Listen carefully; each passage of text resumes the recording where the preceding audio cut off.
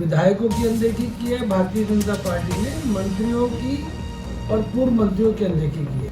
मनोहर लाल जो अपने आप को चाणक्य समझते हैं, जो कि चाणक्य है नहीं, राजपूत समाज इस पर एहसास कराएगा कि सुपड़ा साहब कैसे होता है। इस प्रकार की तानाशाही चला रही है, मुझे लगता है उनको कार्यकर्ताओं की आवश्यकता नहीं है।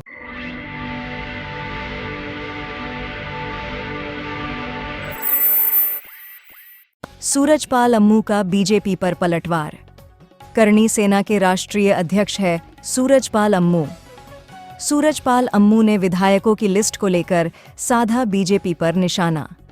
बीजेपी द्वारा राजपूत समाज के लोगों की टिकट काटने को लेकर सूरजपाल अम्मू का पलटवार। भारतीय जनता पार्टी को राजपूत समाज की अनदेखी पड़ने वाली है भारी। भाजपा पार्टी के उम्मीदवार तेजपाल तंवर बाहरी उम्मीदवार है, उनका सोहना से कोई लेना देना नहीं। सोहना विधानसभा में बाहरी उम्मीदवारों का विरोध जारी रहेगा।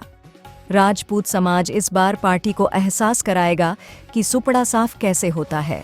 भारतीय जनता पार्टी ने कार्यकर्ताओं की अनदेखी की है, भारतीय जनता पार्टी ने विधायकों की अनदेखी की है, भारतीय जनता पार्टी ने मंत्रियों की और पूर्व मंत्रियों की अनदेखी की है। भारतीय जनता पार्टी का अनेक साल में कार्यकर्ता पदाधिकारी रहा हूँ, प्रवक्ता रहा हूँ, मीडिया कोऑर्डिनेटर रहा हूँ। मैंने भारतीय जनता पार्टी को पार्लियामेंट के समय छोड़ा था, कारण कि अब पार्टी जिस प्रकार की टिकट वितरण में जिस प्रकार की तानाशाही चला रही है, मुझे लगता है उनको कार्यकर्ताओं की आवश्यकता नहीं है। रही बात राजपूत समाज की, मुझे बड़ा दुख है कि जिन 67 उम्मीदवारों की लिस्ट इन्होंने कल जारी की है, उसके अंदर एक रादौर से श्याम सिंह को टिकट दी गई है, 3 लोगों की टिकटें काट दी गई है। मैं शशि परमार की बात करूं तो शाम से वहां पर इन्होंने किरण चौधरी जो भारतीय जनता पार्टी की कट्टर विरोधी थी, जो भाजपा की अब राज्यसभा की सांसद बन गई, उनकी बेटी श्रुति को टिकट दे दी। ऐसे ही इन्होंने अटेली विधानसभा, वहां पर भी हमारा अधिकार बनता है राजपूतों, वहां पर इन्होंने राविंदरजीत सिंह की बेटी को टिकट दे दी। सोहना के अंदर संजय सिंह मंत्री थे इनकी सरकार में, जुम्मा अभी 4 महीने पहले वो मंत्री बने, उनकी टिकट को भी इन्होंने काट दिया। नैनपाल रावत इंडिपेंडेंट एमएलए थे, 5 साल लगातार मनोहर लाल सरकार में वो उनके समर्थक रहे, उनके लिए उन्होंने लड़ाइयाँ लड़ी और वो निर्दलीय विधायकों के नेता भी थे गोपाल कांडा जी के साथ, परंतु पृथला से उनकी टिकट भी काट दी।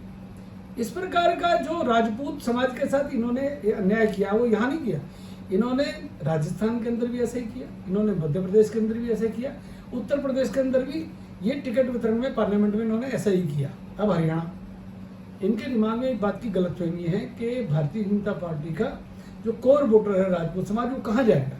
ये बहुत बड़ी गलतफहमी है। इस गलतफहमी को दूर करने का एक ही तरीका है, इस विधानसभा के चुनाव में इनको राजपूत समाज इस पर एहसास कराएगा कि सुपड़ा साहब कैसे होता है। और मैं तो साथ साथ में कांग्रेस पार्टी को भी कहना चाहूँगा, हरियाणा के अंदर आप जिस प्रकार से टिकट वितरण करने वाले हैं, आज आपकी टिकटों की लिस्ट आने वाली है, शाम तक आए, कल आए, जब भी आए। खड़गे साहब और राहुल गांधी को भी कहना चाहूँगा, अगर आपने भी राजपूत समाज की अनदेखी इस प्रकार से की, तो आपको भी आसानी से कुछ समाज लेने वाला नहीं है। मैं एक बात कहता हूँ, हरियाणा सर्व समाज, यहाँ पर 2 करोड़ से अधिक वोट हैं, यहाँ पर सभी जातियों का मिश्रण है, परंतु टिकट वितरण में मैं सीधा आरोप लगा रहा हूँ।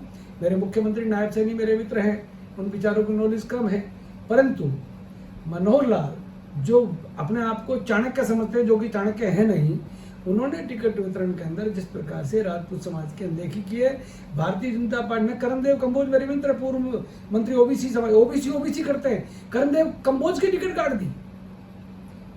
वो एक मेरा दोस्त है, बाडरा से एमएलए रहा है, शौरान, उसकी टिकट काट दी, उसने भी रात को इस्तीफा दे दिया। भारतीय जनता पार्टी में कल रात से अब तक 200 के करीब इस्तीफे हो चुके हैं। कविता जैन पूर्व मंत्री थी, टिकट नहीं दी उसको जीतने वाली सीट पर। कांग्रेस से या इधर उधर दलों से ये लोग कैंडिडेट ला कर जिस प्रकार के से कार्यकर्ताओं का और हरियाणा के लोगों का अपमान कर रहे हैं, मुझे लग रहा है इनको अब इम्पोर्टेड कैंडिडेट चाहिए भारतीय जनता पार्टी को। और कांग्रेस भी अगर इम्पोर्टेड कैंडिडेट लाती है तो निश्चित तौर पर इनको नुकसान होने वाला है। हरियाणा की जनता बहुत समझदार है, जागरूक है, इनको एहसास कराएगी। परंतु इतना कहना चाहूँगा, राजपूत समाज की अनदेखी भारतीय जनता पार्टी को भारी पड़ने वाली है। मैं कह रहा हूँ, पिछली बार हमारे को 5 सीटें मिली, 5 टिकटें इन्होंने हमारे को दी, धन्यवाद। गजेंद्र शेखावत आए थे, उन्होंने बैठकें कराई। आज गजेंद्र शेखावत चुप है। मुझे लगता है शेखावत साहब की कुछ सुन नहीं रहा। आज माननीय राजनाथ जी, जिनका मैं बहुत सम्मान करता हूँ, आदर करता हूँ, आज राजनाथ जी जो राजपूतों के सिरमौर बनते हैं, वो चुप है। मुझे लगता है शायद उनकी भी बात नहीं सुनी जा रही। हमारे राजपूत समाज के जनरल वीके सिंह को पहले इन्होंने गाजियाबाद से टिकट उनकी काटी, उनकी बेटी को टिकट दे देते तोशाम से। श्रुति चौधरी, किरण चौधरी की बेटी बेटी है और जनरल वीके सिंह की बेटी बेटी नहीं है। ये कैसा अन्याय है? जिस जनरल वीके सिंह ने पूरे देश की सेवा की, उसको आपने अपमानित किया। 10-10 लाख वोटों से जीतने वाले जनरल वीके सिंह को आपने गाजियाबाद से। अरे क्या चाहते हो आप लोग? अगर आपके मन में यह है कि भारतीय जनता पार्टी को राजपूतों की टिकट नहीं, वोट नहीं चाहिए और उनको टिकट नहीं देनी, तो निश्चित तौर पे राजपूत समाज जल्दी ही एक बहुत अहम निर्णय करने जा रहा है। मेरे अनेक मित्र कई राज्यों से आ रहे हैं, जो बड़े नेता हैं राजपूत समाज के, वो आएंगे। महिपाल सिंह मकराना भी आएंगे, पूरन सिंह भी आएंगे, अनेक और छत्र पाएंगे राजपूतों के, वो भी आएंगे। और हम अन्य लोगों की जातियों को, जिनका हक काटा गया है, उनके लोगों को भी, उनके नेताओं को भी इकट्ठा करके सर्व समाज को बताएंगे कि ये टिकट वितरण जो है जिस प्रकार से किया। सोना से एक ऐसे व्यक्ति को टिकट दी है, तेजपाल तंवर, जो मुझे लगता है 1 घंटे के अंदर चुनाव, उसकी जमानत भी नहीं बचने वाली है। क्या, कौन सी सिफारिश है? कौन कर रहा है सिफारिश इन लोगों की? ऐसे लोगों को टिकट देने वाले लोग निश्चित तौर पे वो जमीनी सच्चाई से भाग रहे हैं। दुख है मुझे, मैं भारतीय जनता पार्टी का समर्थक रहा हूँ, पदाधिकारी रहा हूँ, परंतु मुझे लगता है भारतीय जनता पार्टी में सुनने वाला नहीं है। कुछ ही लोग अब निर्णय करते हैं, खामियाजा भुगतना पड़ेगा। जनता के पास सबसे बड़ा हथियार है वोट का। जनता को अब अपने वोट का निर्णय स्वयं करने का अधिकार है। अब हरियाणा की जनता पिछलग्गू नहीं है।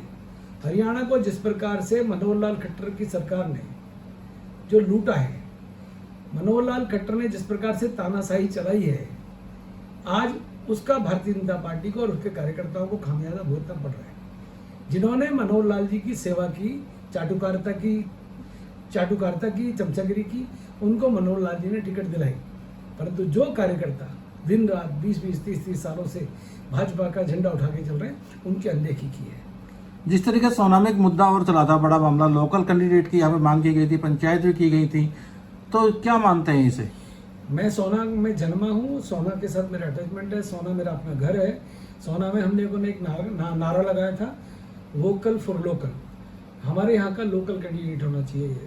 1966 से जब से हरियाणा बना है, सोना विधानसभा बनी है, तब से अब तक सोना विधानसभा में बाहरी लोग आकर चुनाव लड़ते हैं, चुनाव जीतते हैं।